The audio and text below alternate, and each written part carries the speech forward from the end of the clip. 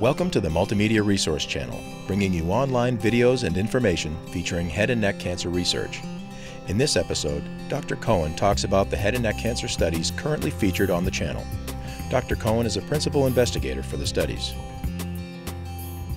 A principal investigator really is the individual that is primarily responsible for a clinical trial to be conducted and for all the procedures within that clinical trial to be done properly. Now that involves quite a few steps in the process. That involves, first of all, seeing the clinical trial and making sure that it's of interest, making sure that it's one that we can accrue to, that we can put subjects on. It involves taking the clinical trial through what's called our regulatory procedures. That usually includes a few independent bodies that look at the trial and make sure that it's safe for patients, make sure that it's ethical, make sure that it's scientifically rigorous. Obviously, very important steps in the process to not only protect patients, but to make sure that from an independent point of view, that these are studies that are serving the community.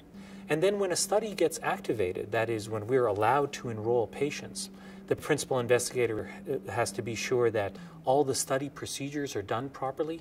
Of course, the study procedures are all there for a reason. They're there to protect the patients. They're there to make sure that the question that's being asked, the hypothesis that's inherent in the study, is being properly answered and addressed.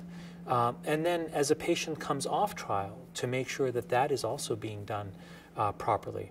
So when we talk about a principal investigator, although it seems like a fairly simple term, it's actually a role that takes on a fair number of responsibilities and coordinating the study to make sure that all those things are done.